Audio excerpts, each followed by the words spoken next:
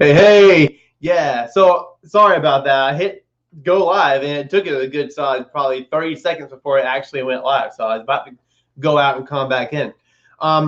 Linda says, I'm so nervous. Well, I can understand that because you guys have a big day tomorrow, right? You get to go and take the AP Human Geography exam. Everything you've worked so hard for all this time is like the culminating moment. What will you even do with your life when you're done, right?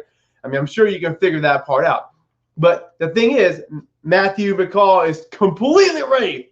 Booyah, right?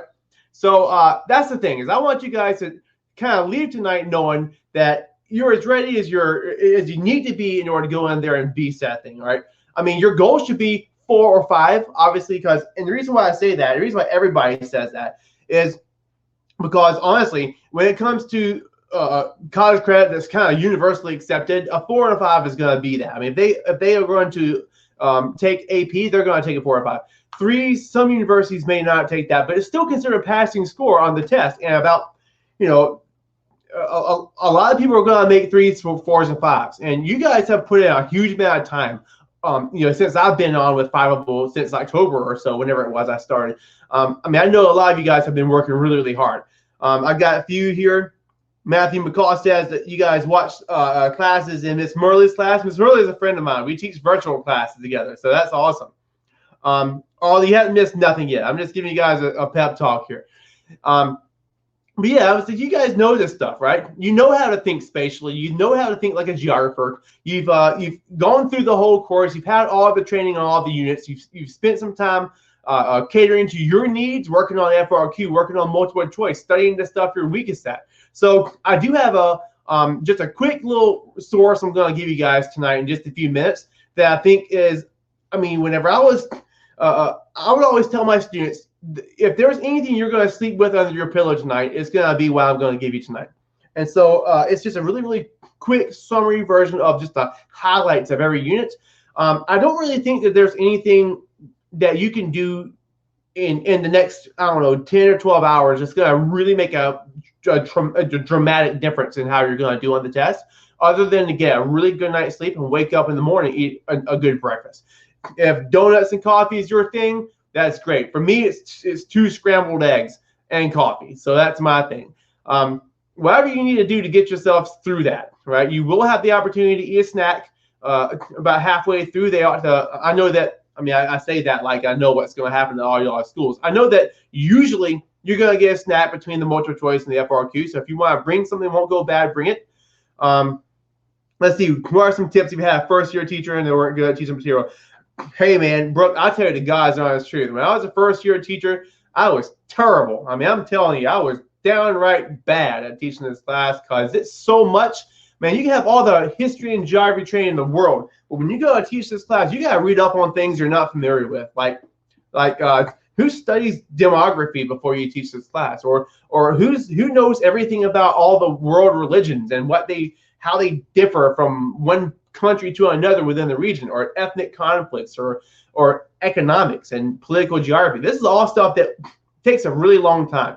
So I would say that really at this point, I don't really know what to tell you, but hopefully you had a review manual, and hopefully you spent a lot of time kind of going in and trying to, maybe even as you're going through the units, maybe you're able to kind of teach yourself some of the gaps maybe that you might have gotten in your content, in your instruction.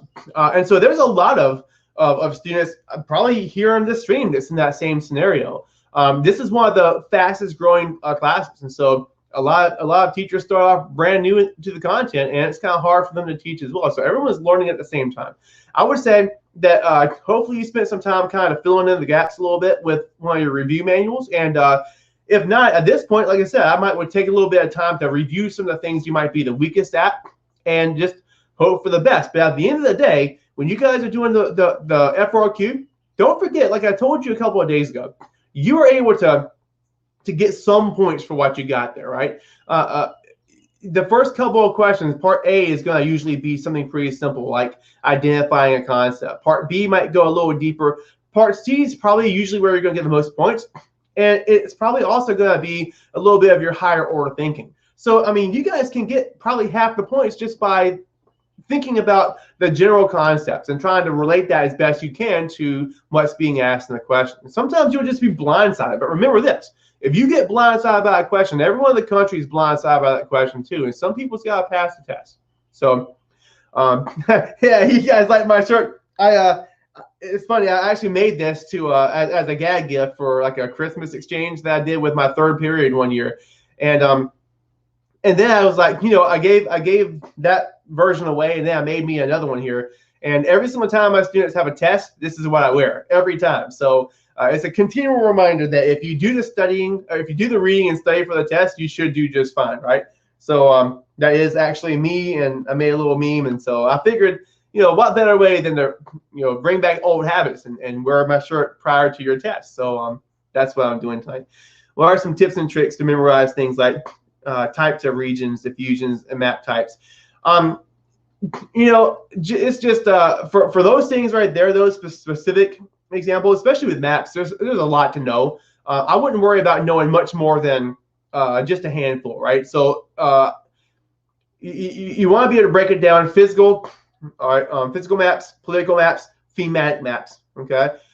Thematic maps are going to include things like cartograms, things like dot density, things like graduated symbol. A graduated symbol map simply is going to be a map that's going to have a dot in it, and the bigger the dot is, the more the phenomenon happens, right? So if you're looking at a population map and you see a big old dot in Texas, that means they have a ton of people there. Choropleth maps, yeah, it's just a matter of taking the time to memorize them. Really, different types of diffusion would be kind of the same thing. You just gotta remember it. Yes, actually, let's go ahead and look at the questions, because they're piling up here, and that's one of the main things I want to do is go through some of your questions. So I don't think I'm going to be on super long tonight, but I'll be on until I answer all your questions. So we'll see. Okay, here's one. Can you please go over subsequent boundaries and boundary disputes? Okay. Yeah, let me look over let me bring up that slide real quick. Y'all give me just a second. I'm going to dig it up from back when I talked about it in the political geography unit, and we'll hit all those boundaries. I have a video that I did on my YouTube channel about boundaries as well. I think I just call it boundaries, which makes sense. Give me a sec. Let me pull it up.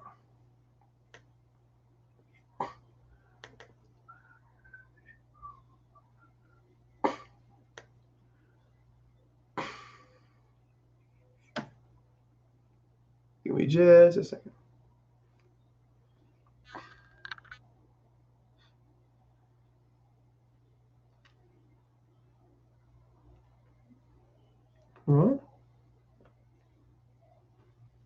Maybe it's in.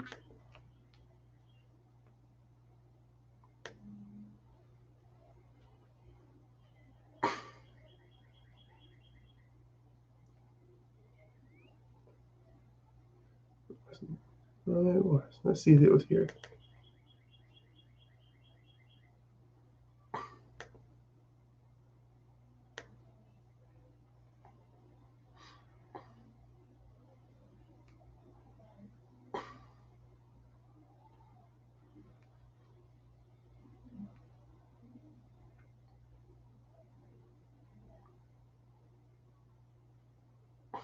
All right, let's see if it's in this one here. And if it's not, then I'll pull out a book just to save you guys some time.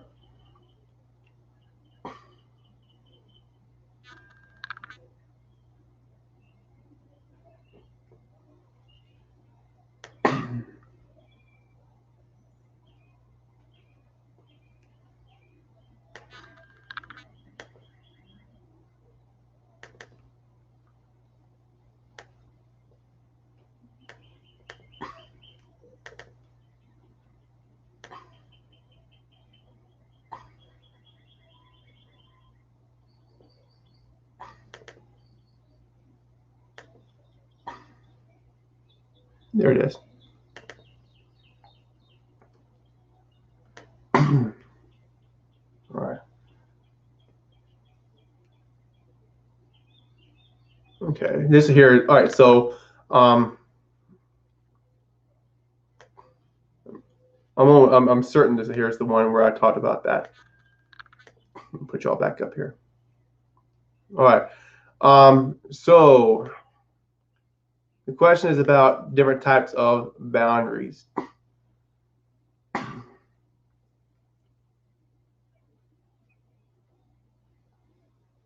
All right. So, all right. Where am I going? All right. So these here are the different shapes of states. Okay. We looked at this stuff a little bit, talking about state morphology. I can look at over that stuff if you want, but the question was about boundaries. So let me find where that is.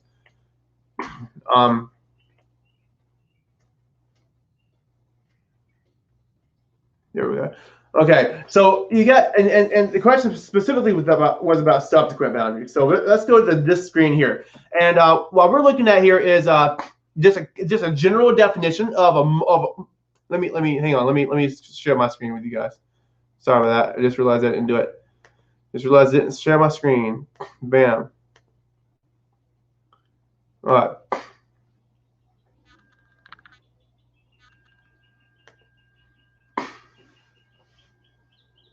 All right, so you're looking at just general definitions of some of the basic boundaries you want to look at here.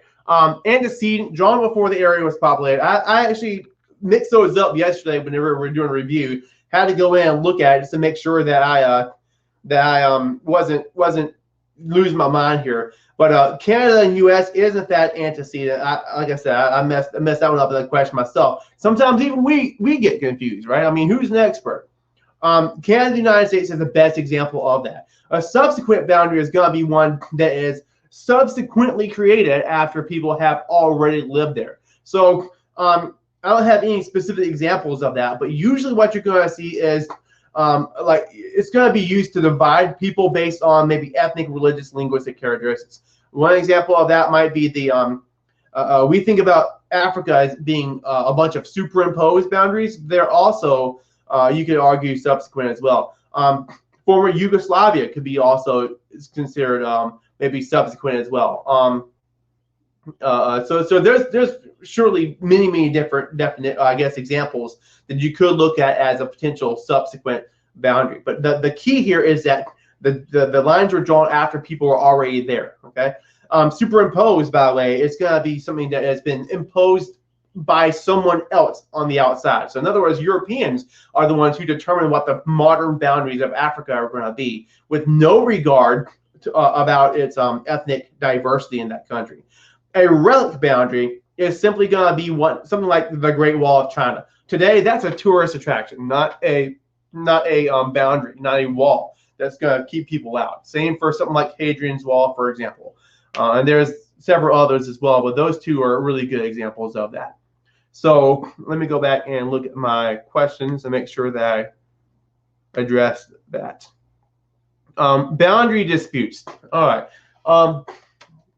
Give me a sec. Let me grab a book on that one there because I want to make sure that I have what I need for you guys. All right.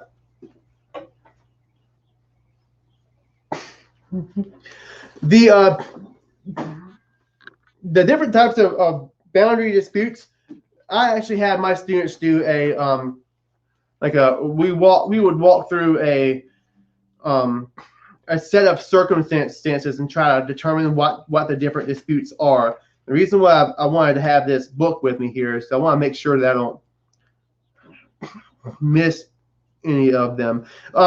So you've got like a territorial dispute, for example, would be one of those, right?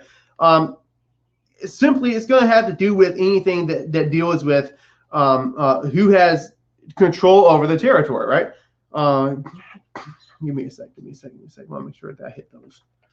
I don't even know if I hit those in earlier reviews. I should have. Give me just a second.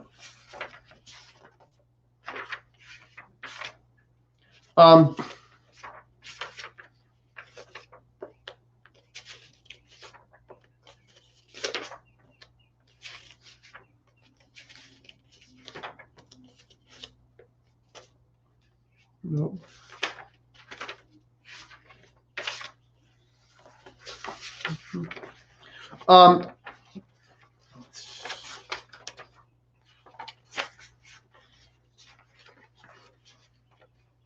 What are they? It's a definitional territorial dispute.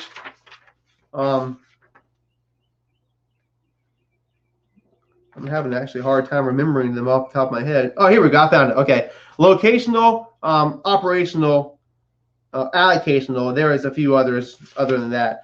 And definitional, which I think is kind of what I was looking at and calling territorial. They would be, okay, so a territorial dispute is going to be, I'm sorry, definitional is what we're looking at here. I think it's the correct terminology for that. It's going to have to do with I'm looking at the AMSCO book. Okay, really good source, does a good job at kind of covering this stuff on the surface.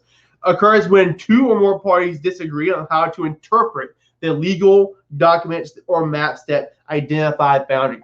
So this here can be this can be done. This can be had. You can have issues like this on a different scales, right? So I can have my fence out here. Whenever I was building my fence, one of the things we made sure we did, even though I pitched in with the neighbors, is we wanted to make sure that we knew exactly where the line is going to be. So we actually paid someone to come in and survey that land so that we wouldn't later on have a definitional dispute.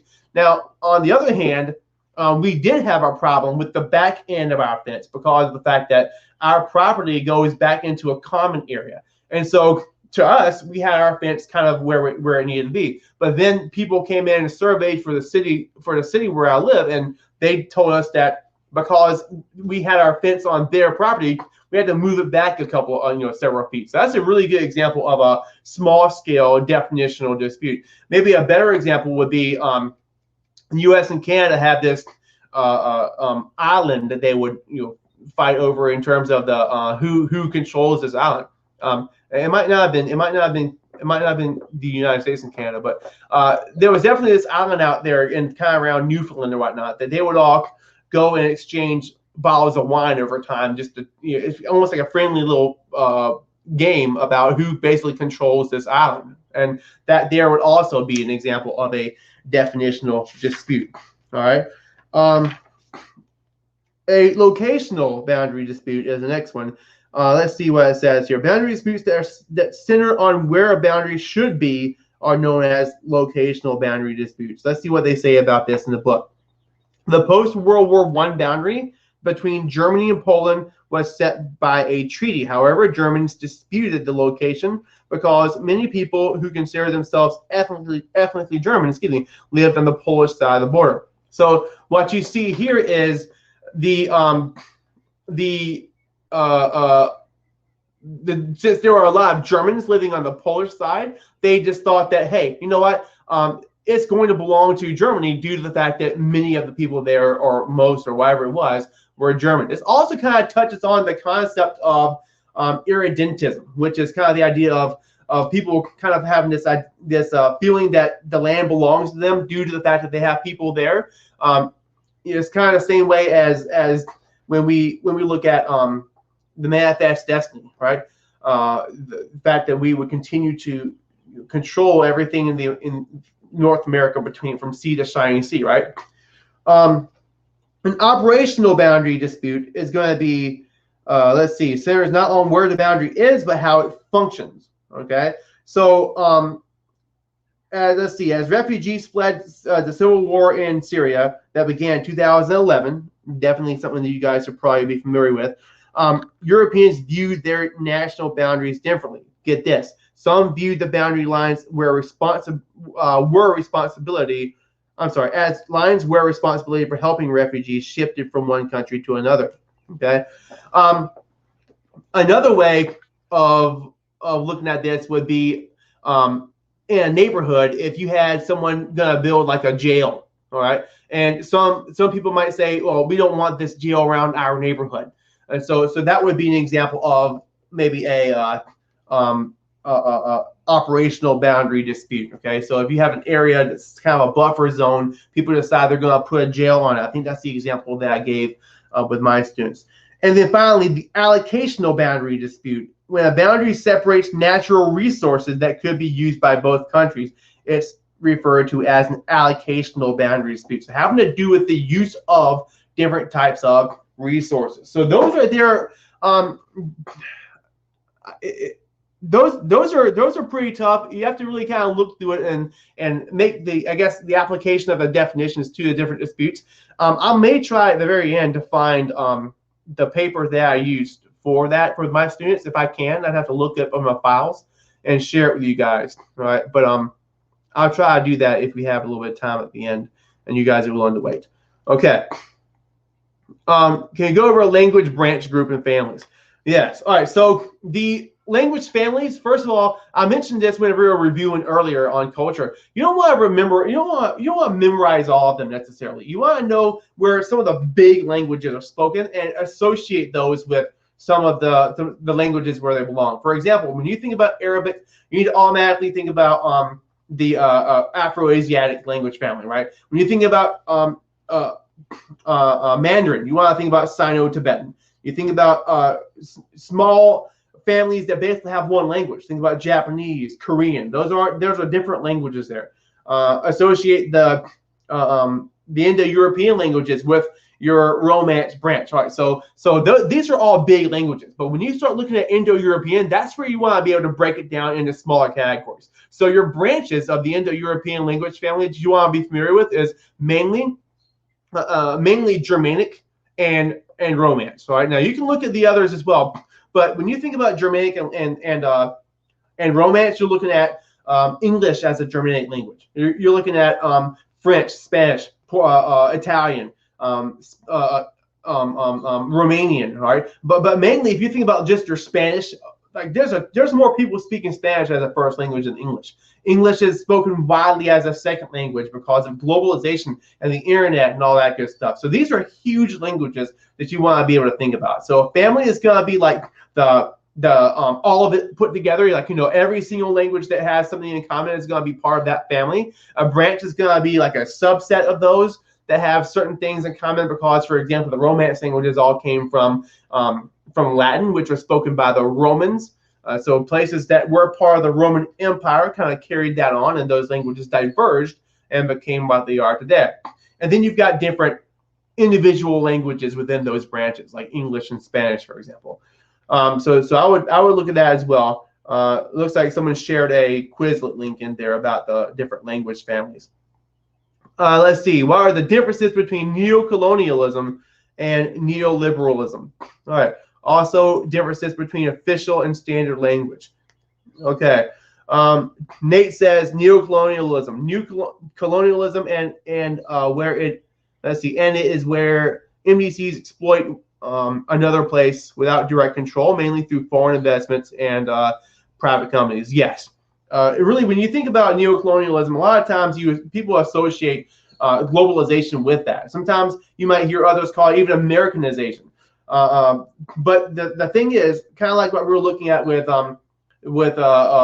division of labor. All right, you've got your core countries, your Europe, your North America, your Japan, and then you've got countries that would be maybe a semi-periphery, and then you've got your poor countries.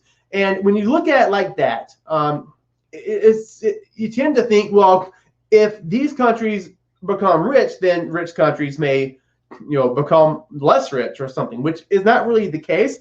But when you think about how a lot of your transnational corporations kind of utilize the situation in LDCs with cheaper labor and agriculture and tropical climates and all that, a lot of times you'll see where it seems that almost like they can't get a leg up on the competition. So, for example, you look at the GMO argument, whether or not people in Africa should buy GM crops from the United States. We're big on GMs here in the United States, and we like to sell these goods. Well, they're pretty concerned about the idea that if they buy GM crop seeds from the United States, will there be a terminator gene? This is mentioned in the Rubenstein book. Will they make it so that you can't use the seeds to grow more, and you end up having more, have to buy more from the United States. So things like that, that would be what we're looking at for neocolonialism. Let's see, neoliberalism is like laissez-faire, liberalists who are pro-free market. To be honest, I'd probably have to look at that a little bit more to give you more detail on that. Should be an easy to find term there. neoliberalism in this context. So I'm not 100% sure what you're looking for there. Can you go over states, nation states, and nations? Yes. Yes. Oh, I just had that. All right, so here we go. Yep, have it right here.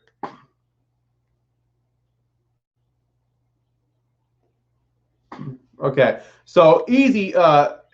Just mainly just definitions here. But when you look at nation states, here are some examples. You're looking at something that they have where there's a state. In other words, people, sovereignty, boundaries, as well as people with common nationality. All right. Already answered it. Please go over, please. Are you guys cool with the definition that's down there? I don't even see it. I don't even see the question anymore. I mean, you guys ask questions, I'll go over them. So that's fine if you guys want to skip it. All right.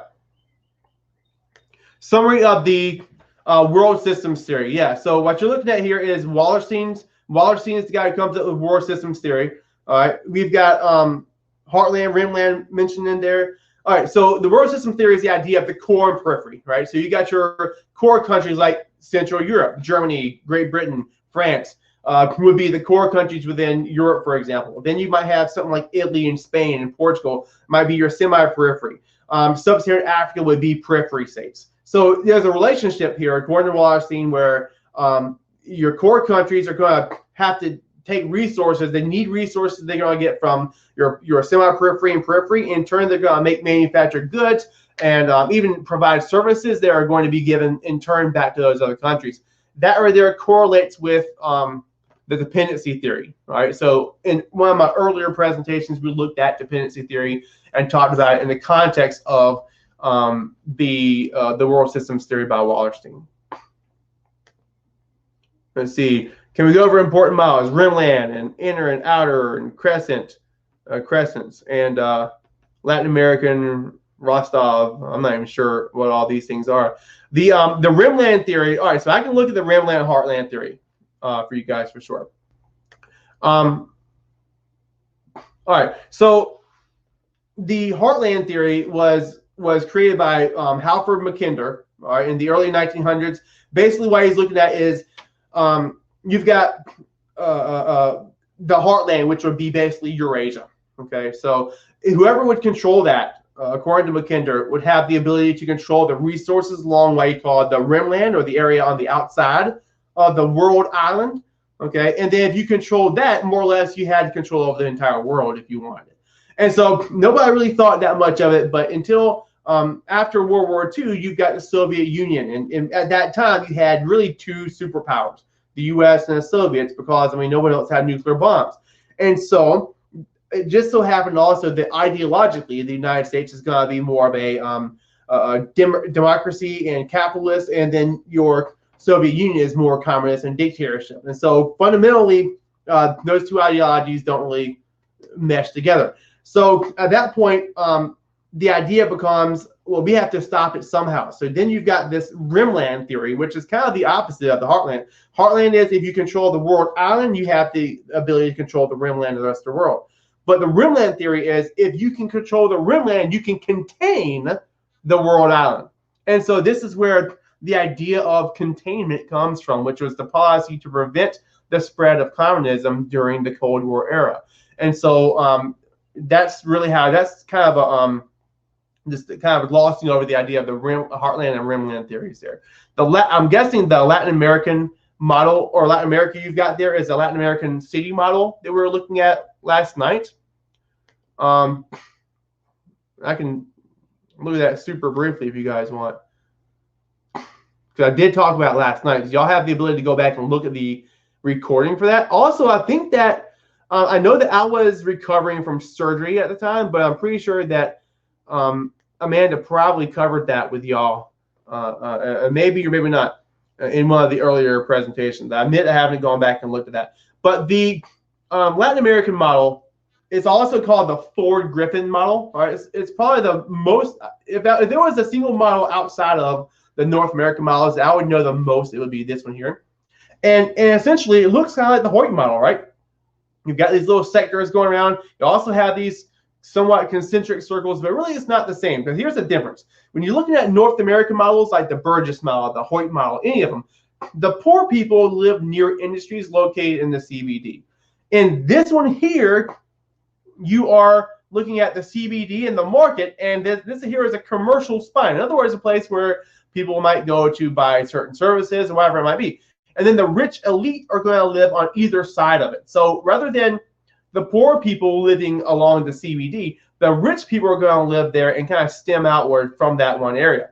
The people in the yellow here are a little bit more like, this is called your zone of maturity, kind of a little bit poorer. If there would be a middle class, usually in these cities here, it's like Mexico City, there's not a whole lot of distribution of wealth. When you start looking in the purple area, you're in some of the poorer places. These are still actual houses, but they're pretty poor. And then once you start looking at the orange color, the disseminated and the periferical, this is your squatter towns, your favelas. So very, very thrown together. Usually people don't own a property, just a bunch of thrown together shacks where a lot of people live. This here also is the kind of urban sprawl you're going to see in some of the poorer countries, not even just Latin America, but also countries like Lagos, Nigeria, for example, or Dhaka, Bangladesh. All right. And then Rostow's model. Rostow is, a lot of people think about his model as the same as like the demographic transition. But remember, when you look at demographic transition, you're looking at the changes in population over time. Rostow's model is the path to development. Okay, so it's kind of the opposite of the world systems theory. When you look at the core periphery model, which is part of the dependency theory ideology, Rostow is more of the mentality that anyone can achieve development, but the only way you're going to really do that is to do it like the West did.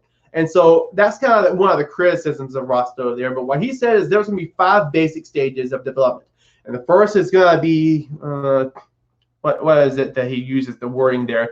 Like a, I'm trying to think about the, give me a sec. Let me see if I can find, because I don't want to use the wrong terminology.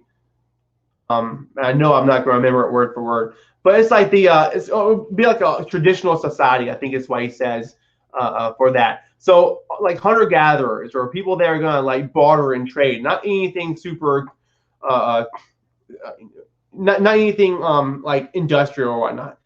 Then I think the next stage is going to be the something called like something like preparation to take off. Let me see if I find it real quick. Here it is. I just had it.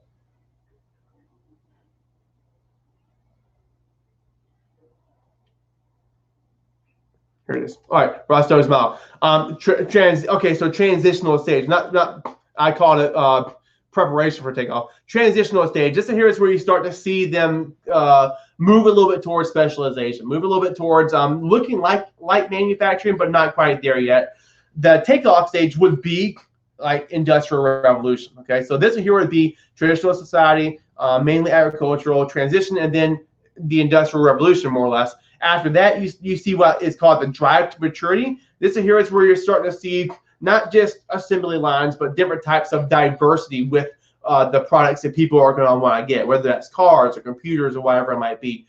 And then finally, stage 5 is going to be high mass consumption, centered on service sectors, centered on maybe even like I would say phones and different types of technology would definitely play into the period of high consumption. Really though, when you look at service sector becomes dominant, that's the main thing that you want to think about when you look at a fully developed country like the United States, for example. So this here is Rostow's model of development, okay, or economic growth. And that would be more associated with a modernization theory, not as opposed to dependency theory, which is what Wallerstein was looking at. Okay, so let's move on. And we go over new urbanism. This right here is not going to be an FRQ. So at best, there might be maybe a multiple choice questions about it. It's basically sustainable urban growth. So they're trying to find ways to cut down on the use of cars, cut down on pollution and environmental harm, and make the urban center more livable for people of all classes and people of all economic backgrounds. Can we go over the differences between Latin American, Southeast Asian, and African models? All right, yeah, so let's look at that. I just looked at the Latin American model. Let's look briefly at the others. And I covered these yesterday, so I'm going to try to go kind of quick on it, but they are in the course description. Latin American model is the one I would know more than anything else out of these. Okay, here is your Asian model. Remember, if you're looking at these, they're going to be centered. I think this is called the McGee model as well, if I remember correctly. This here is going to be a port. So these are port cities. If you look at for example, eastern side of China, many of the big Asian cities here are port cities. Yeah, it's the McGee model. Yep.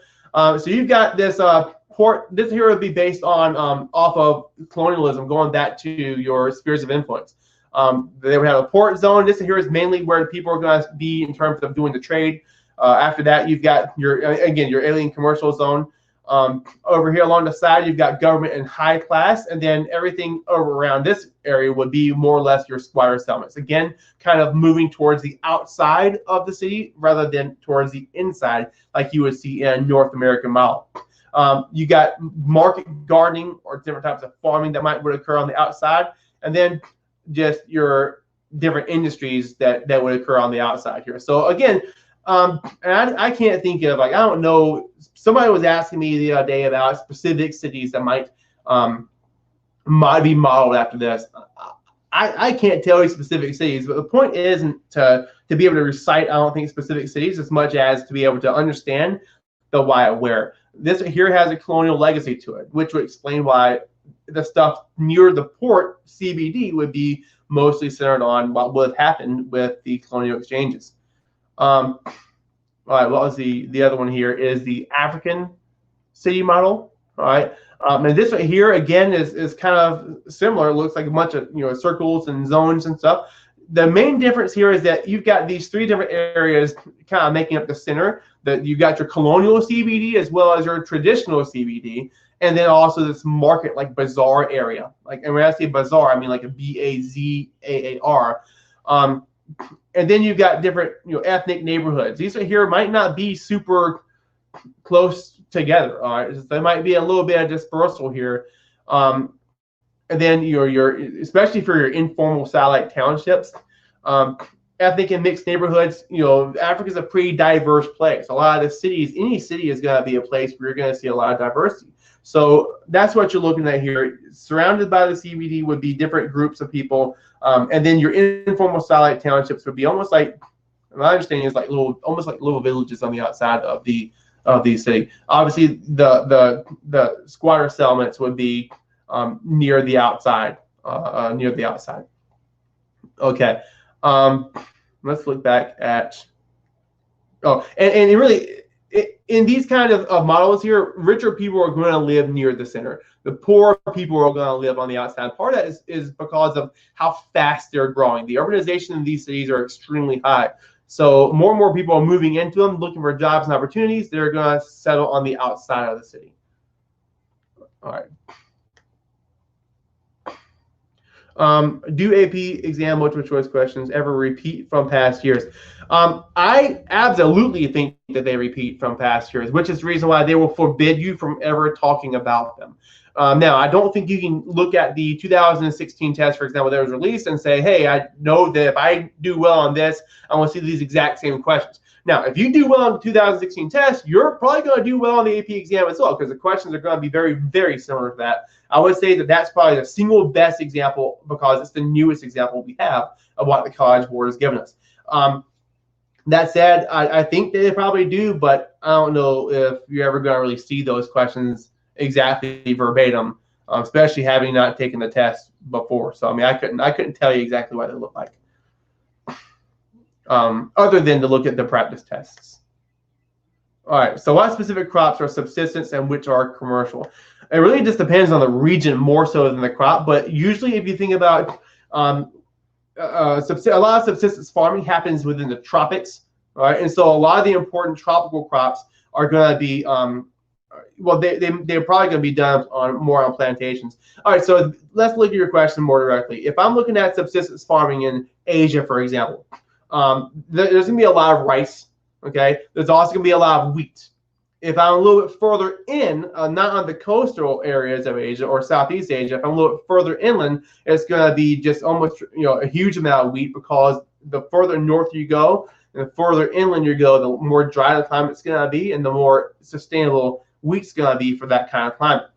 In the United States, it's kind of the same thing, right? So you might have rice being grown along the coast of states like South Carolina, and then you might have wheat further in when the climate's very similar to what would be somewhere in western and northern China. So it really doesn't matter as much. I mean, subsistence farming doesn't happen for one crop. Rice might be done commercially as well as through subsistence farming, but it mainly depends on the climate there and what they have the ability to do. So I hope I did a good job at answering that question. But just to get you thinking about it a little bit, a lot of the luxury crops that we buy, like coffee, cocoa, and all this, people that produce those, grow those crops, they're not the ones consuming them. They grow them for us to consume. It's another example of, I mean, you can't grow coffee in our climate here in the U.S. You need a tropical climate to do that. So we're going to have people growing coffee for us. We pay them for it, ship it over, get it processed in our Starbucks plant or whatever roasting facility we use, and then put on shelves for us to buy. Okay. How do you know you explain your FRQ answer well enough? You really don't. I did a couple of models of FRQ, one this past weekend, but at the end of the day, what you need to do is underline the verbs in the FRQ, underline where you think you got the response, make it neat so that the person can read it, and do your best. So that's the best advice I can give you, is if you know that you addressed the question, trust in what you wrote down on the paper and say, hey, I'm good, I did my best, so let's go for it and see what the reader thinks. Please go over state shapes, and also go over boundary types, please, as well as map types. All right, I just looked at boundary types. Let's look real quick at state morphology. Morphology is a fancy way of saying state shapes. And here we go. Okay, so there are the 5 basic kinds right there. All right, compact, prorrupt, fragmented, elongated, and perforated. Not every state in the world is going to follow in these perfect categories, but the fact of the matter is, the reason why we're looking at this is because state shape can make a difference when it comes to economics and politics and whatever else. So if you look at Rwanda, it's a good example of actually any of these, I think, are going to be good examples of what I would consider a compact state. You got Rwanda, Zimbabwe, Poland.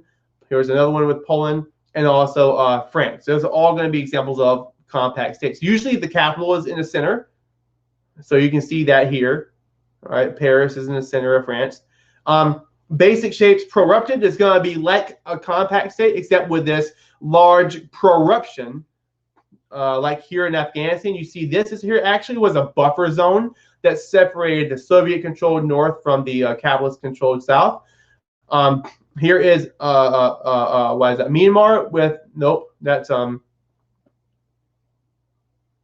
geez Louise.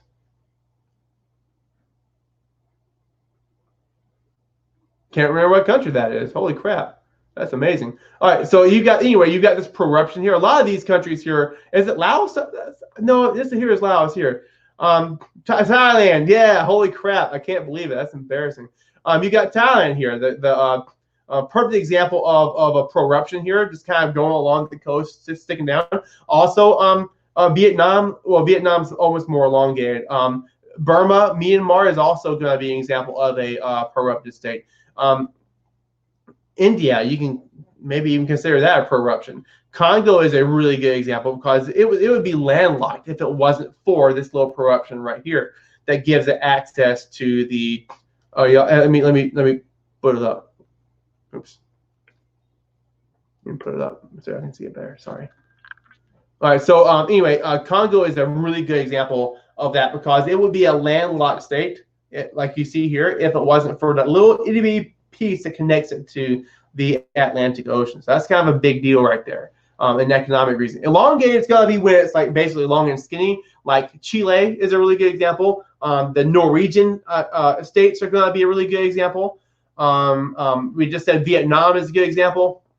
Whatever I've got down there. Malawi here is a good example. Okay, so there's a few of those. I think Chile is always the go-to, right? That's the one that makes sense because it's a very long, skinny country. Fragmented is going to be something like that's basically an archipelago or something that might have like an exclave, like what you see here. So Russia would be fragmented technically because Kaliningrad belongs to Russia and it's separated from or fragmented from the rest of the country. Denmark is an archipelago, so you can see the different islands here that make it fragmented. Indonesia would be fragmented. The Philippines would be fragmented. The United States technically would be as well, as you can see with Alaska and Hawaii. And then over here you've got perforated. There's only a handful of these in the world. South Africa is perforated, all right? Not Lesotho. Lesotho is compact. South Africa is perforated because it has a perforation or a hole in it where Lesotho is. Another example would be Italy. Italy has the Vatican City and also Andorra is there as well. And so, you know, there might be maybe 2 or 3 other examples in the world. So, all right, so those there are your shapes of states right there. Okay, let's take a look. Land survey patterns. Are land survey patterns tested? If so, can you review what a charter group is? Let's see what Nate says. The early arriving ethnic group that created the first effective settlement and established the recognized cultural norms to which other later groups are expected to conform. I'm honestly not familiar with that terminology in terms of the land surveying. But the main thing that I always made sure my students understood, and yes, I would know it, is that once settlers initially got to the United States, they used what we call the meets and bounds survey system, which is essentially you use the land features and different landmarks or whatever to draw the boundaries. So rivers, creeks, certain wood lines, or whatever it might be, would be the boundaries between states. As we moved further west and started trying to populate those areas, we shifted to a more grid-like pattern that we use to basically settle the rest. And that right there started with the ordinances of 1785, right? And the way we split up Ohio and all those other states over that area. What is the township and land range? And also like long lot and all those types. All right, so township and range emerged as a result of what I was just now talking about, these land ordinances. And what they would do is they would create these different, let me make sure I hit the terminology right. You would have these, I believe townships would be like a square of about 16 different blocks, or another, I believe that were separated by basically latitude and longitude that made almost like a grid pattern. All right, and so that's what you're looking at with the township and range system. The township being the bigger square regions, and the ranges being those kind of on the inside of that. And the long lot is a type of clustered settlement. So you look at some of your earlier rural settlements we were looking at in urban geography. I think the course description talks about this in agriculture unit, but you've got circular villages, and long lot would have been one of those different types of clustered rural settlements. And basically what they would do is they would align their residences with these long, like slender fields that would extend to a river, usually. And so in the presentation that I showed earlier on this with one of my later Unit 7 videos, you can look at the long lot fields that still exist along the St. Lawrence River in Canada and see that. Let's see, can you go over different agricultural revolutions? The first agricultural revolution is going to be the Neolithic Revolution. It's going to occur at the beginning of agriculture, like when we first stopped hunting, gathering, and settled down in societies. The second agricultural revolution is going to come about right at the same time as industrial revolution, and it's going to be when we start using basically selective breeding to make fatter meat, or fatter animals that can produce more meat. And we also used a four-field system to allow for higher yields, and maybe even includes the mechanization of agriculture, stuff like Jethro tools, seed drill, and other tools like that enable us to create way more crops with the same amount of field. This here also led to less people doing farming, which is part of the reason why urbanization started to occur and led to a workforce for the Industrial Revolution. The Green Revolution, which is also the third industrial revolution, is going to be when you've got people starting to experiment with seed hybridization, which led to basically you would splice and genetically alter different types of seeds in order to allow them to grow through certain conditions that usually wouldn't be favorable for that seed. And Norman Borlaug was then the father of the Green Revolution. He created a form of dwarf wheat that was able to have larger amounts of grain on them and also grow shorter so that wind and different types of conditions wouldn't knock it down. I see people saying stuff like herbicide and fertilizer, and usually these types of things would be a little bit more tolerant of certain types of pests or whatever it might be, and also certain types of fertilizer. And later on, you can see where indeed people are starting to use GMOs, or in other words, genetic organisms from other types of species in order to adjust the way that crops behave. All right. Our land survey, I just answered that question. I'm not sure why I'm looking back. What are the agricultural hearths? All right, so really the main places where agriculture was reinvented in several places. These are the same places that you want to think about with early civilizations. So Mesopotamia, Egypt, the Nile River, China, the Indus Valley, and also you want to throw in Latin America in there as well, Central and South America. These are all places where agriculture would have begun, and because of that, you would have seen a systematic agriculture. In other words, people settling down and giving up hunting and gathering. So those are the regions there where you would see agricultural, or that you would consider agricultural hearths. All the models, Latin America, Galactic City, etc. Let me come back to that because we went over that just last night. So definitely, you guys are all Fiveable Plus, so feel free to go back and look at that if you want to. Hopefully, we'll get a chance to look at that in a second, but I'm gonna skip that for now. Plus, some of those we already looked at. What is the in situ accretion? I don't know what that is, what that means, that word, but that area on the Latin American city map is going to be. Hang on, let me look and make sure I don't get it mixed up here. I just mentioned it on here as well, but I have it pulled up right here. That's going to be so that's going to be like your not super like. Not periphery poor, but these are actual structures, but still pretty poor people living on the outside of the city, not in squatter towns though. So that's the difference there. Okay. Get back to my screen here. All right. What are the different types of houses?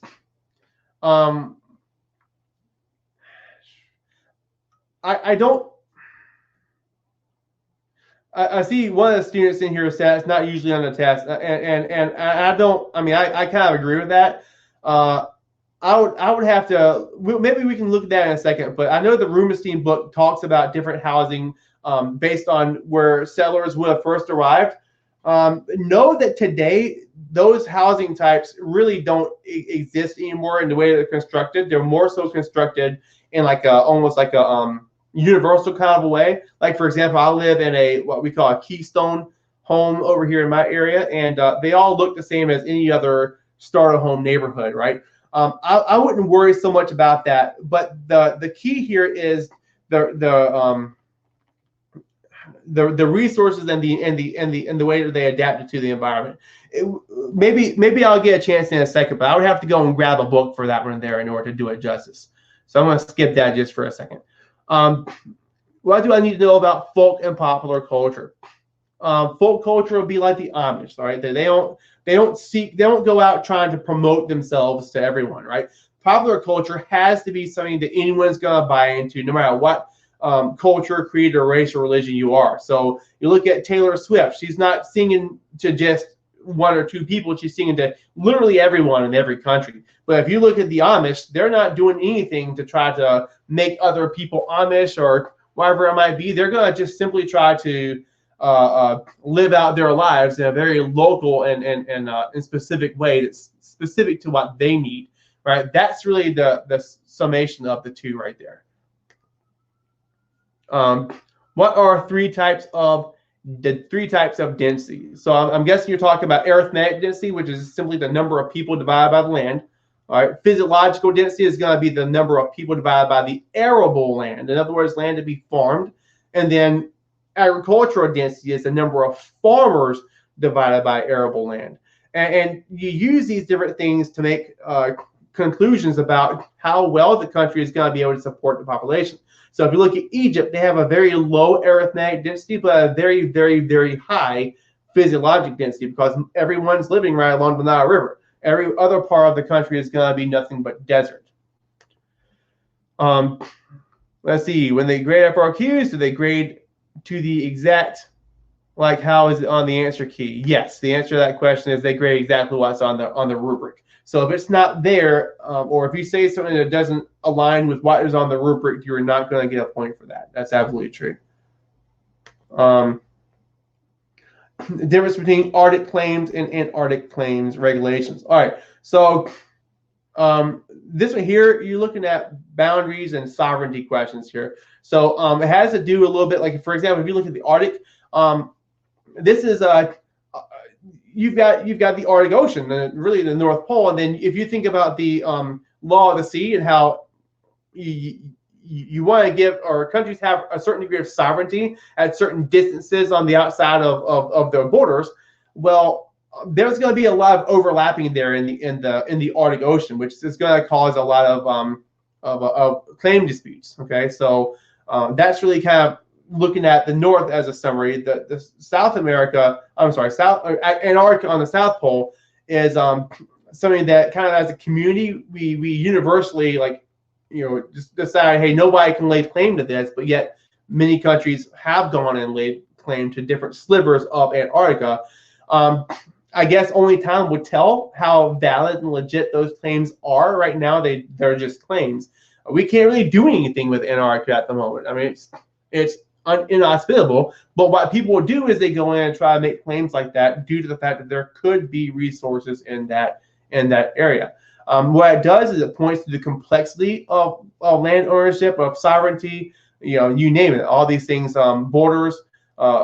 That's really what you're looking at when you're looking at Antarctica and the Arctic, with those different types of claims. Let's see. This should be this morphology model. Or the morphology video, I guess, slide should be with the where I'm talking about this in the review, but I will share it with you. Yes, anyone with this link can view. I will. Yeah, I'll share that with y'all. Okay, so here is my. There we go. That's the slide to the state morphology presentation. Okay. Over Malthusianism, excuse me. Yeah. Oh, hang on. I missed it. I accidentally clicked on language groups, families, and branches. I actually looked at that earlier. I was looking at Neo-Malthusian. Okay, there it goes. So Malthus, we all know who Malthus is. If y'all want me to, I can go back and look at that. But he was the one who was thinking about how population is exponentially growing. Okay, so you got this J curve, exponential growth, and linear growth for your agricultural your ability to produce agriculture based on the amount of farms you have. So neo-Malthusians today are the ones who believe that that's still happening, and it's not just with food, but it's also maybe with resources in general. So a perfect example of a neo-Malthusian would have been Paul Ehrlich, was a leading neo-Malthusian who claimed that we were going to like have, I don't know, hundreds of thousands of deaths in India due to famine because of lack of resources and competition and all this. And then the Green Revolution happened and completely, made them wrong again. But neo-Malthusians tend to believe that we're still going to be in that, almost apocalyptic phase when we run out of resources and we start seeing disease and starvation and competition and things like that. So in short, really, that's what you're looking at. It's continuing the idea of Malthus, but just in a more modern sense.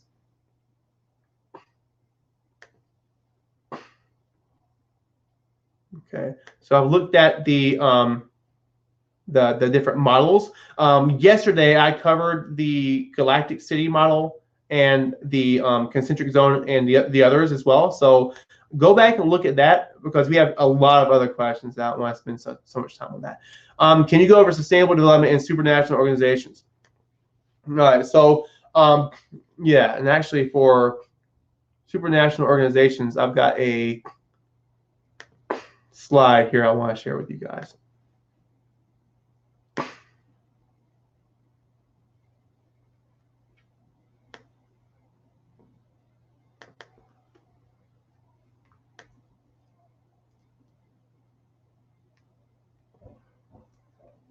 All right, so this here was a slide from one of my earlier presentations on political geography. Let me just let it load real quick. And the reason why I want to show you guys this is because I've got a lot of examples here. But what supranationalism is, in a nutshell, is the idea that different countries are going to align with one another, and well, it kind of resembles an alliance, but they do it for the greater good of all countries involved, whether that's an economic reason or a political reason. And usually those are the kind you're going to see. So let me get to the slides here that actually get to the point.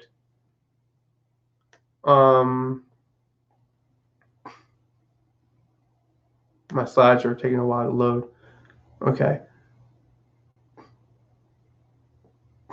All right. So some of the so you've got one of the first supranational organizations would have been NATO, which was led by the United States, a North Atlantic Treaty Organization. This is a very political supranational organization. And what this did was they existed so that they could combat and counter the Warsaw Pact. Remember, we were just talking a second ago about the communist containment policy. We were trying to contain communism within the Heartland or within the world island. So NATO would have been the blue here, the ones that aligned themselves with democracy and capitalism. Warsaw Pact would have been those that politically aligned themselves with the Soviet Union. And so these are both examples of political supranational organizations. The United Nations you hear a lot about that today. Almost every country in the world is going to be a part of this. Not all of them, but almost all of them in the world. Any recognized state is going to be recognized by the United Nations. So, and this here, we get together and do things like the MDGs, for example, are going to be something that was agreed upon by United Nations as a whole. The idea here is to maintain international peace and security. That's the overarching idea behind the United Nations.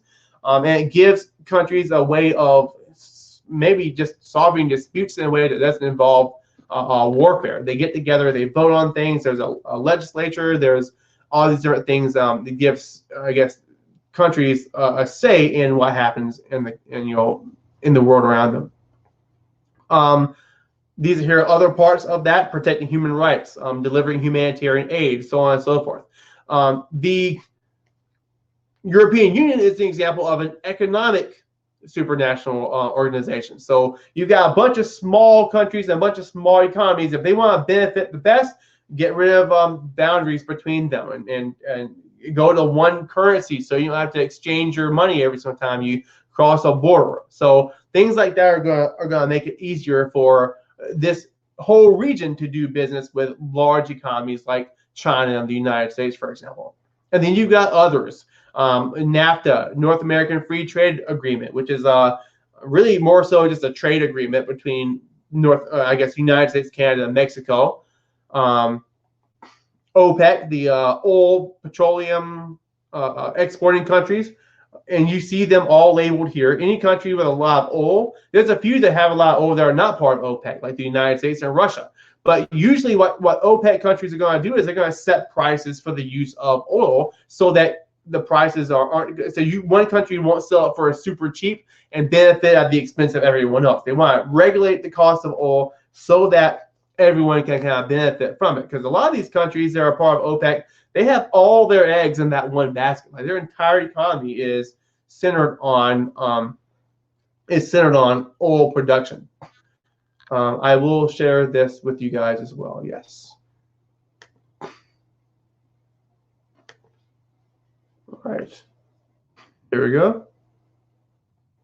All right, so there are others that you could look at there, and a few others maybe that I'll put in here, but that kind of, I think, gets to the point.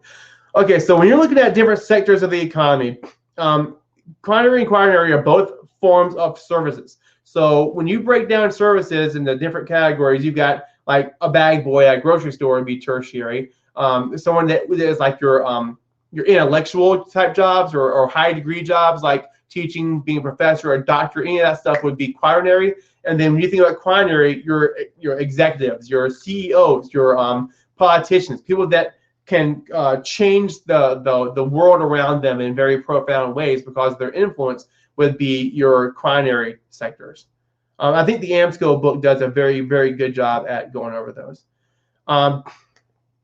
So a mega city is any city with 10 million people. There's about 37 of them in the world today. The fastest growing are in developing countries. All right. Megalopolis, or another word for that is conurbation, is just your urban areas. They're kind of building into one another. They're growing over huge amounts of space. So you might have megalopolis from Washington D.C. to Boston, also known as a Bosch-Bosch corridor. Basically, along I-95, you've seen this continual growth, so that it looks like you're never not in a city. That's what we mean by megalopolis or conurbation. Types of diffusion. Let's see. I did look at this just recently. You've got relocation and expansion. Relocation is going to be through migration. So anytime people move and they bring their idea with them, that's relocation. The expansion is going to be when the phenomenon remains important in a place where it starts, in the hearth, and expands outward. So it can do that through contagious, hierarchical, or stimulus diffusion. If a celebrity wears a certain necklace and everyone wants to wear it, that's an example of hierarchical. If someone goes and does the ice bucket challenge or whatever the next next challenge is going to be on social media, that's the example of contagious. It doesn't care who you are or what your ethnic background or what your class is or any of that stuff. And then stimulus is when an underlying idea is going to be what's diffused. Like, for example, I gave the idea of drive-throughs in fast food.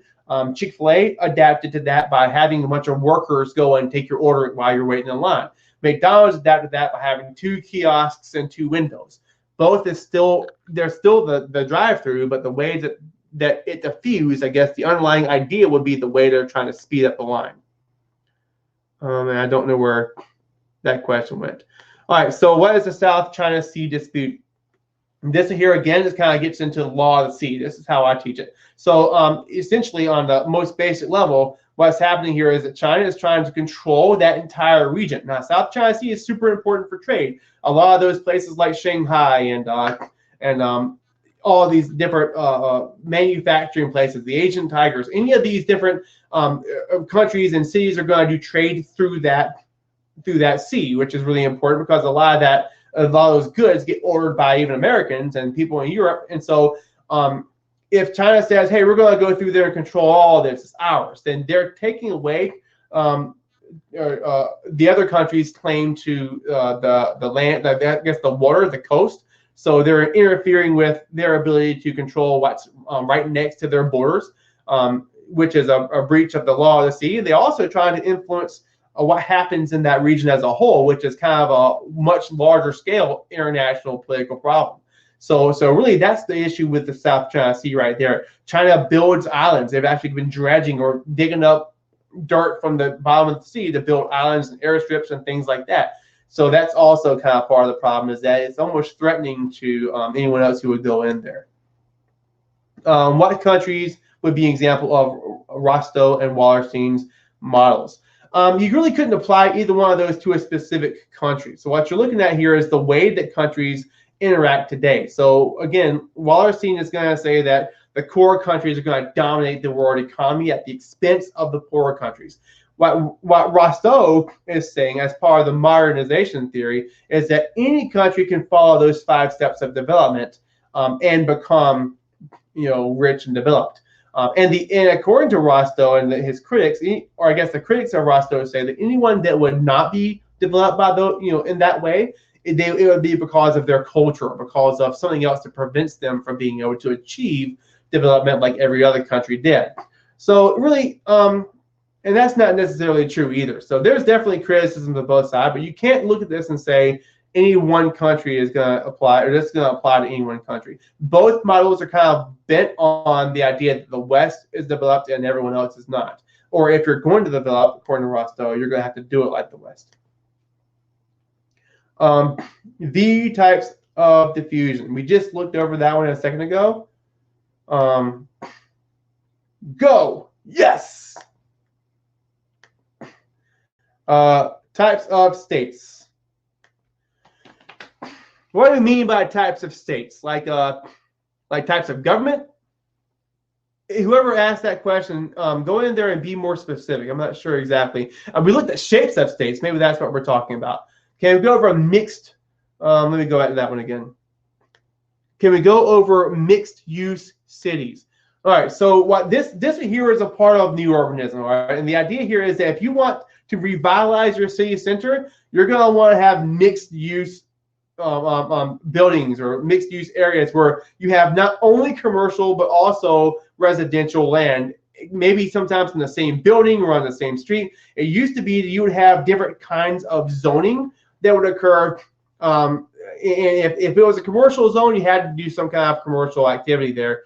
And if it was a residential zone, they had to be houses. So mixed use is simply the idea that if you're going to revitalize your city, you're going to do it in a way that's going to blend all of that together for the greater good. And again, this is going to be part of the new urbanism movement there. Urban realms model. I think that is. Let me look real quick. Let me grab something just a second. I'll take a drink of my tea too while I'm doing it, but I want to make sure I don't lie to you here on this one.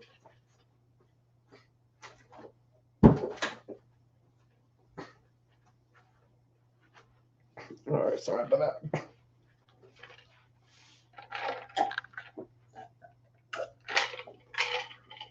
All right, that is covered in the Aaron Faubourg and Harm de Blade book. Let me get my mic back on.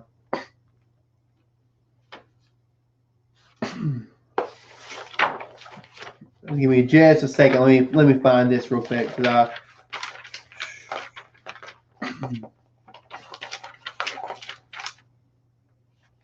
not that one. Give me just a second.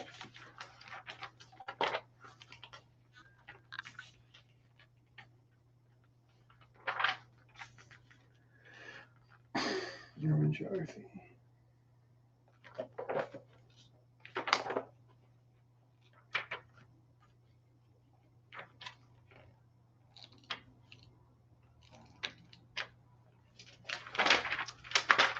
Okay.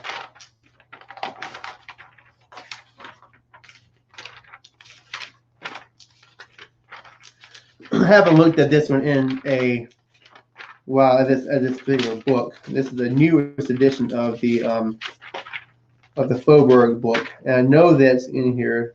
There are the other models there. Latin American city model. I might need to take a look at this one here.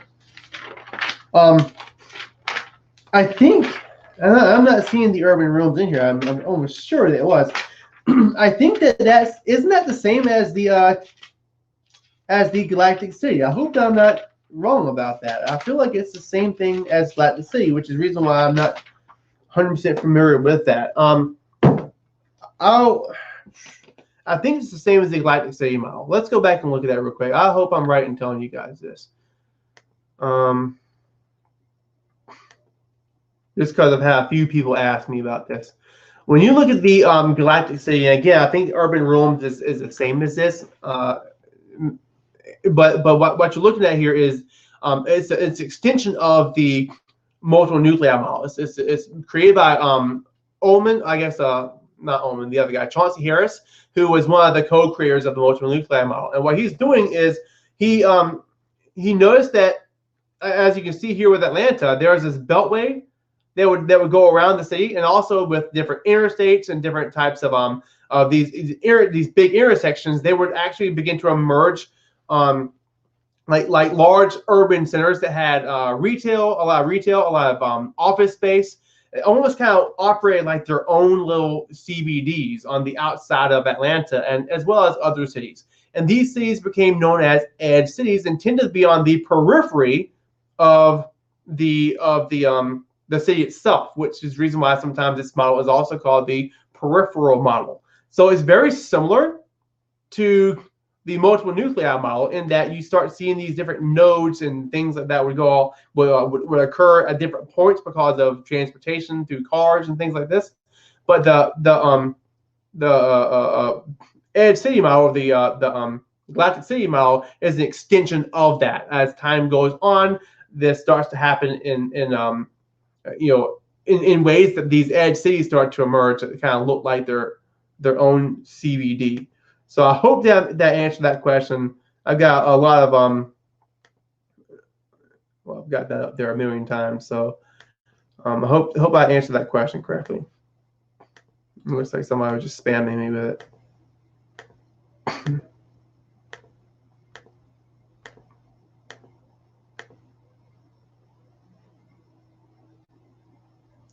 Let's see. Jared says a means of improving upon the multiple nuclei. Yes. Proposed the urban realms model in 1964. The model suggests that cities are made up of small realms, which are self-sufficient areas with independent focal points. Yeah. So it definitely. I mean, and that's. So that wouldn't be exactly the same as the galactic city model, but along the same terms of that. I would have to look at that more closely. Honestly, I'm not as familiar with the term. I always, for some reason, I'm thinking that that's the same as the galactic city model, and I don't know if I'm 100% correct on that. Does anyone know? Is that what you're saying? Is that has anyone seen this in a review manual talking about the urban realms model there? If you search up APHuG geography, MC practice test, or are you guys talking about something else? Let me just take a quick look real quick at this, just to make sure that I don't. Let's see. The urban realms model shows the components of modern metropolis. Each realm is separated and is used for its own purposes, but all the realms are linked together to form one large city. So yeah, in my mind, that sounds kind of like the galactic city model. You would have the different, I guess, realms of influence centered on these edge cities. So I mean, I hope I'm correct in saying that. I feel like I kind of am there. Okay, so I'm done with that one. All right, so listen, we're getting kind of far into this. I do have a few more questions, and I'll be on here answering questions for a little while longer at least. But one thing I want to go ahead and do before I forget is I want to share with you guys this quick source. And what I'm doing is I'm pulling it off of some teacher's webpage. I found it years ago, and I've used it with my students. So here's what I would say. If there's anything you go to bed with under your pillow tonight, it would be this thing right here that I'm going to give you. So let's take a look real quick.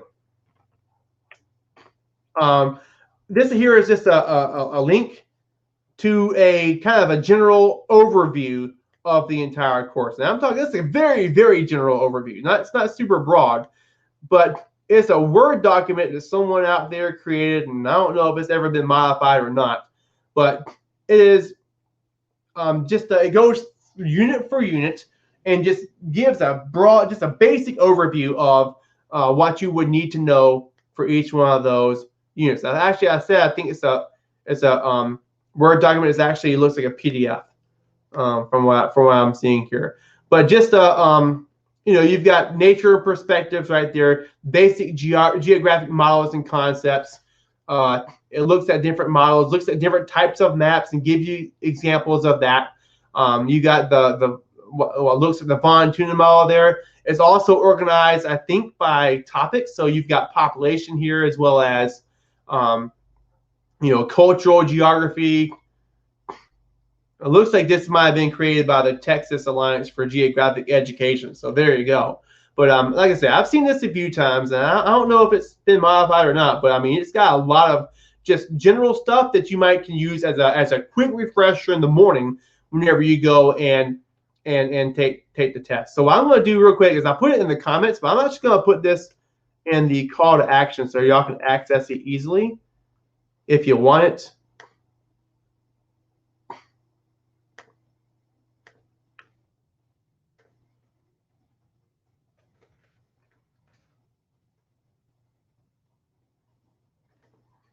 Okay. So y'all should be able to see that. It says general review. And what you're looking at here again is just a very broad-based, nothing super specific, maybe just a few vocab words or whatnot. But if I was to go to bed tonight with something under my pillow to help me kind of review just stuff I already know, but just make sure I'm thinking about it before I take the test, this right here is what I would have. All right, so I hope that's helpful. You guys may already have this. I mean, I know I used to give it to my students, and I print it off for them and all that, waste tons of paper, and hopefully it was helpful for them. But that's definitely something that I would do for them. And so really, like I said, the most important thing you can do tonight is go to bed, get a good night's sleep, wake up in the morning, eat a good breakfast, look over this document a little bit, and do your best. Not a whole lot between now and then you can do. So I would prioritize sleep. I've got just a couple of questions here I want to look through and see if I can answer them, and then we're probably going to go ahead and peel out in about the next 7 minutes.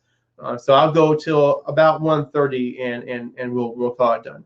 So who are the Asian tigers and what do they do? Asian tigers are going to be Singapore, Hong Kong, both basically city-states. Hong Kong is technically part of China. Taiwan, which is also technically part of China, and South Korea. And what they did, they have no resources. They used comparative advantage to create, I guess, to do international trade, right? So they would trade what they would export, what they're really good at creating, and then they would use that to import stuff they need in order to create the stuff that they export. And so this here is the international trade approach that Rubenstein talked about in his development chapter, as opposed to something like a self-sufficiency model that you would see the United States used whenever we were becoming a developed country. Let's see, nothing there. Easy enough. Can we review field terracing? Yeah, so terracing is a way of making basically a hill. You use the terraces or the different levels of the elevation of the hill in order to maximize your use of the land. So, and that's the key there. Is this is a form of subsistence farming. And so when you look at pictures of this, what you're seeing here is they're using these terraces they create, almost like steps in the hill, so that they can grow food on every ounce of land they have. Because subsistence farming is, I guess, intensive subsistence farming is high yields, a huge amount of labor on a very small amount of land relative. Usually there is, sometimes there's even high amounts of population density in some of the areas where they use this technique, but it enables them to use every inch of the land that they have, rather than just, you can't use this ginormous hill because it's a ginormous hill. So they would build a terrace into it. Is the Boserup theory a contradiction of the Malthusian?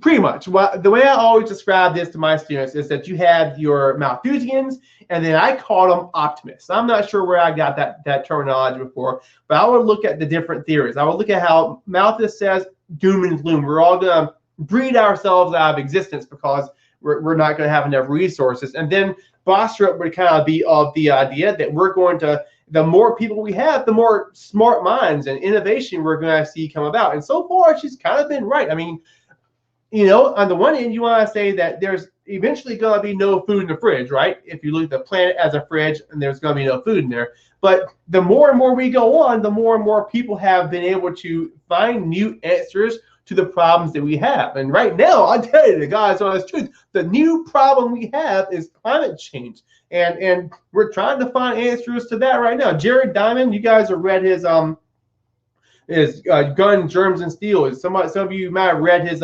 worst mistake in the history of mankind. But just today, I was reading an article about how he's saying that, you know, if we don't change our ways, then by 2050, the world as we know it is no longer going to exist. I don't think it was meant to be Armageddon, but he was, you know, a lot of people were saying here that we have to completely cut the cord on our use of fossil fuels, or else all this flooding we've got going on is going to keep on happening. And climbing, the oceans rises, and I guess people there are displaced because of flooding in Bangladesh, for example. We think we have an immigration problem now. Wait till they're underwater and they all need a place to stay.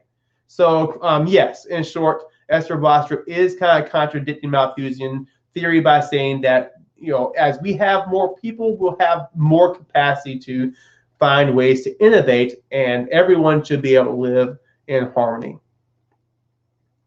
Could you explain PPP, GNP, and GDP? All right, so these are all different ways of looking at development indicators. And I'll say, like I did last night, basically, you don't want to spend your time trying to differentiate between gross national income and GDP, for example, or gross domestic product. Those two things are used like synonymously in the way that they're used for this course.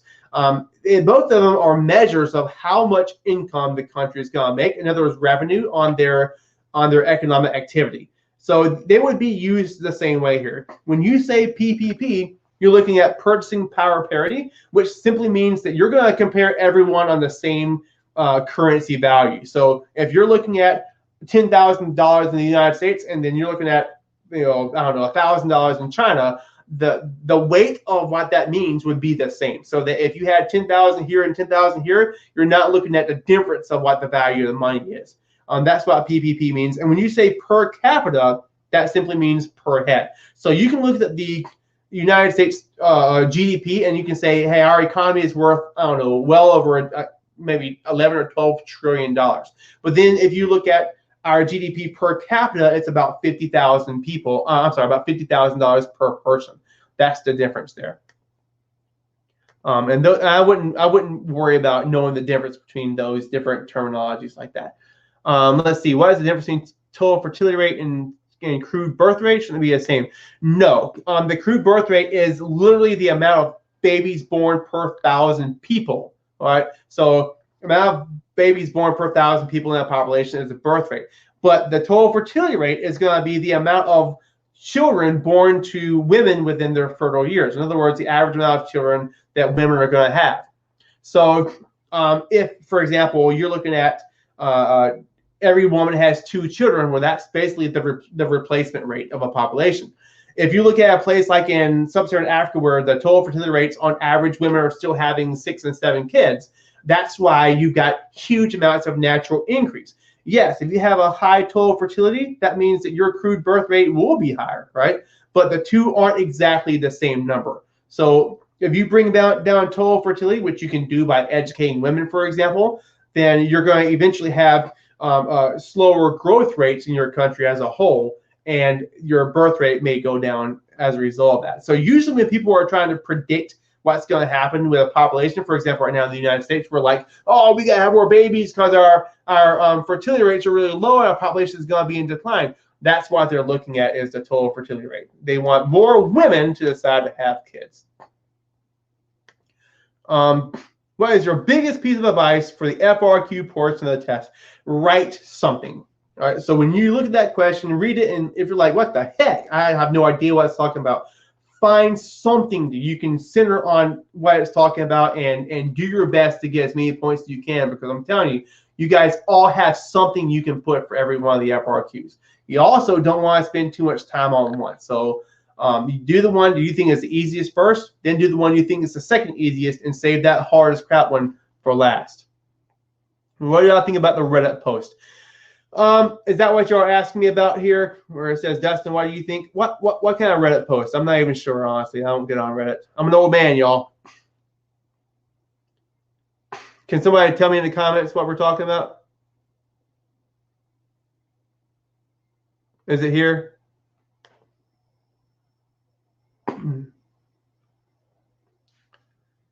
Okay, so we're looking at FRQ topics, right? Latin American city model. Identify from image. So, okay, so what we're looking at here apparently is you've got some, let me block these notifications. You've got some people guessing about the topics of the test. Let's look at this. This is interesting. So here's what y'all are talking about, right?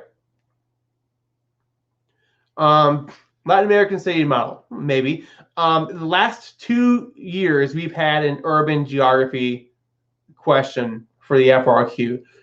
That doesn't mean we're not going to have one, 3 years in a row, but I don't know. Definitely something you want to know.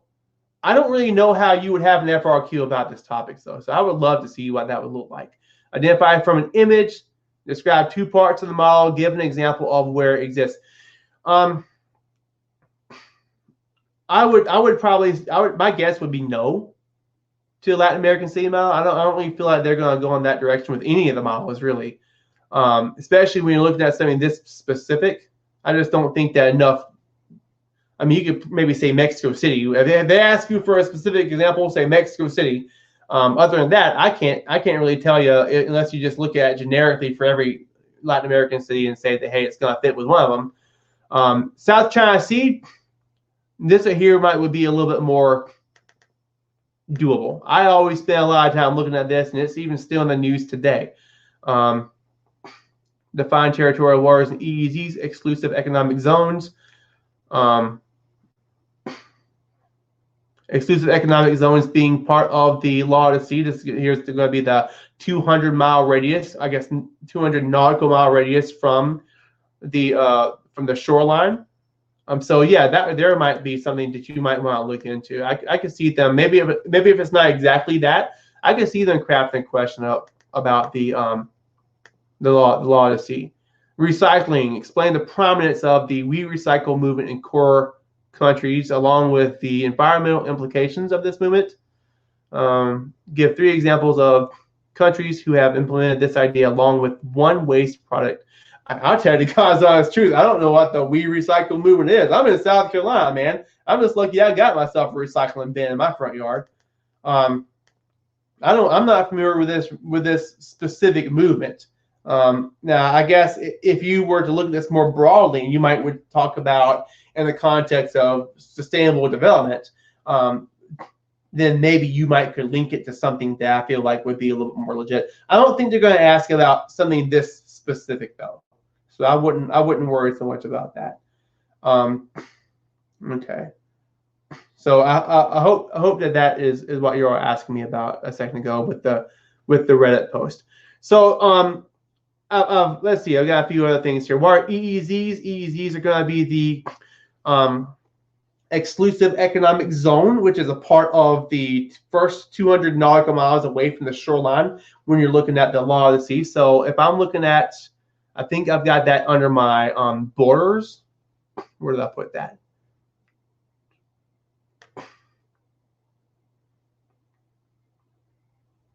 I talked about it somewhere in here. I thought I already had it up, actually.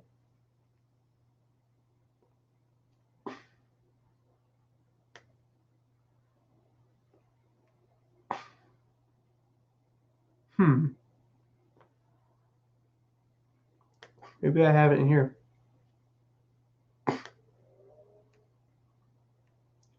There's a cool graphic that will show you. That's the reason I'm trying to pull this up. It's because I've got a graphic that shows you that's agriculture. Let's look back here.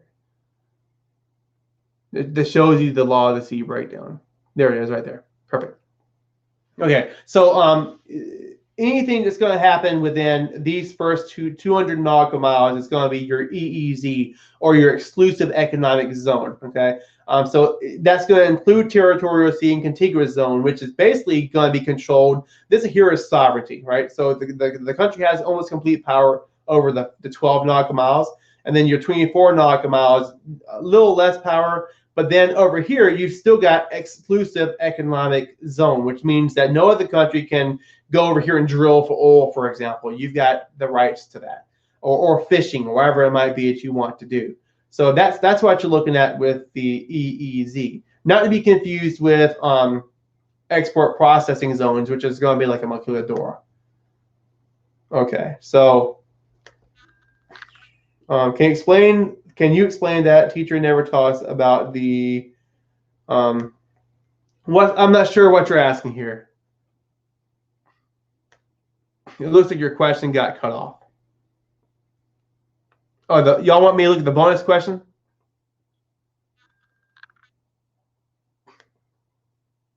All right, in 2019, we'll feature a bonus question to compensate for the low point count across 3 questions. That's bull crap. That's not going to happen.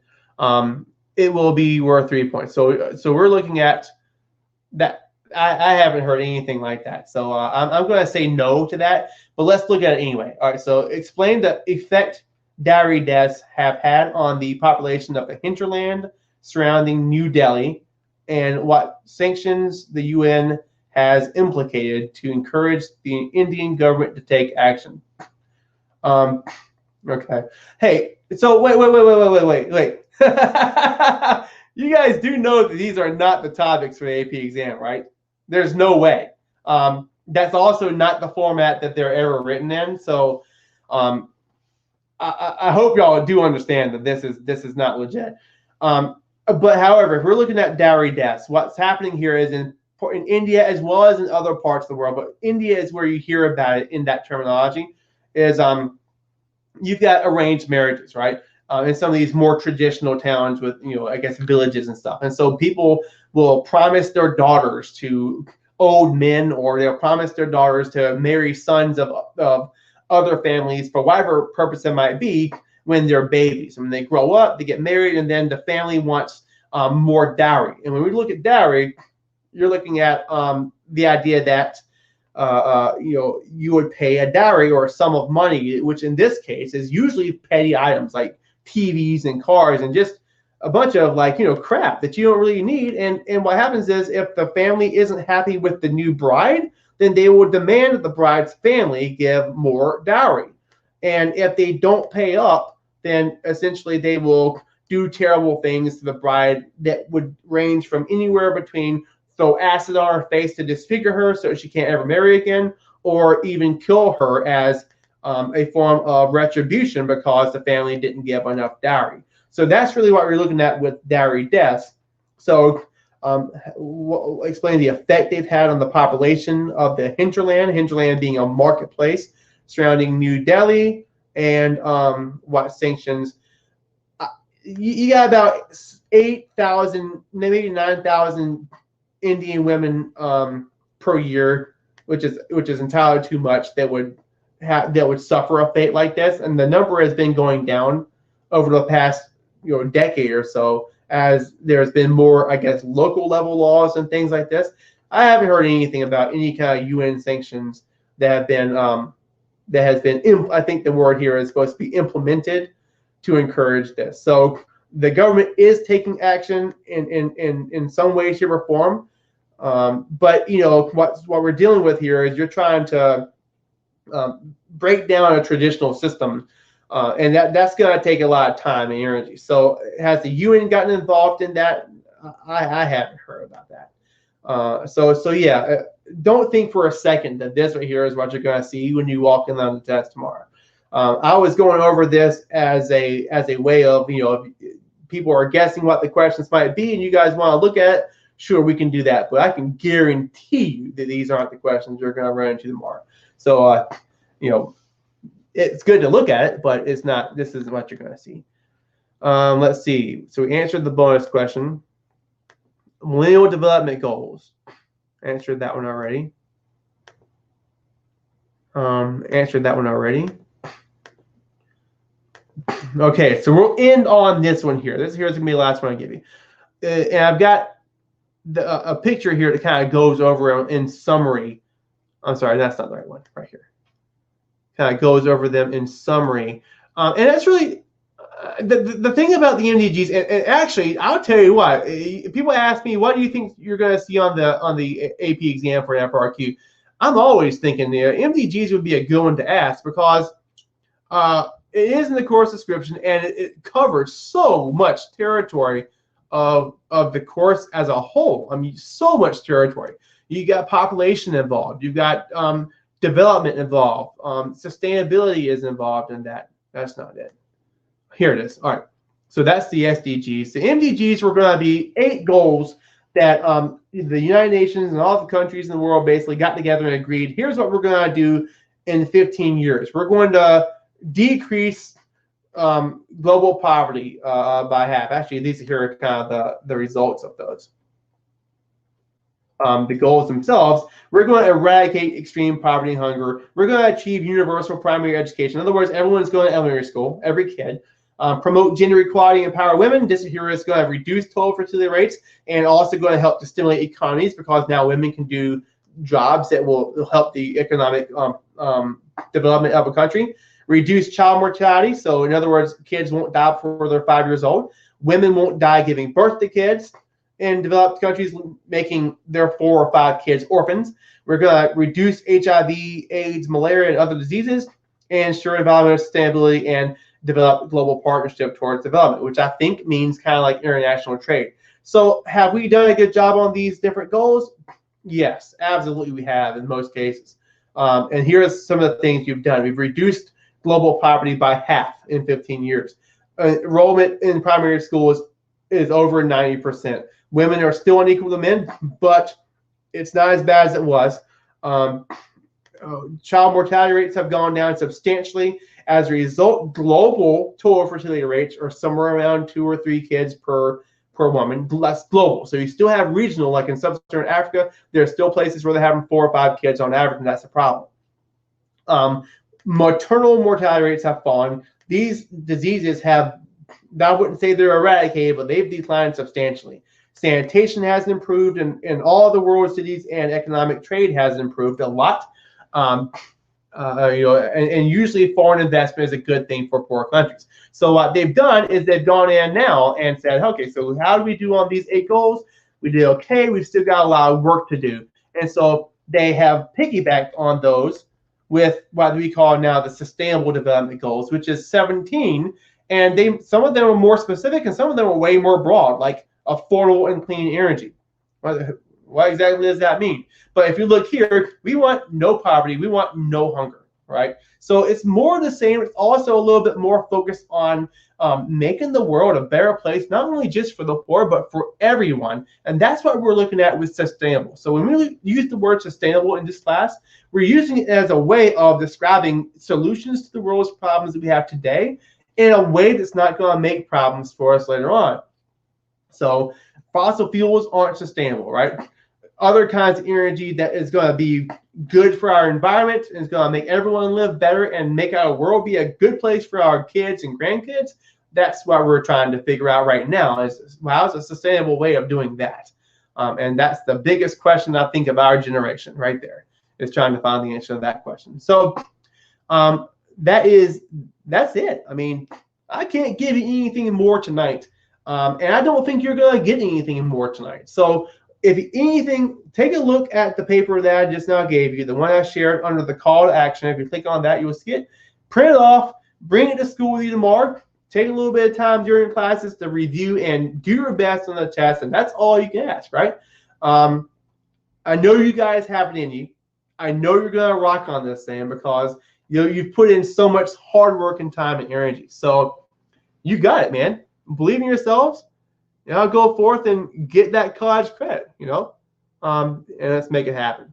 So with that said, You guys are very welcome. I've loved working with you this year. You know, y'all go do this. Make me proud. Make your teachers proud. Thanks a lot.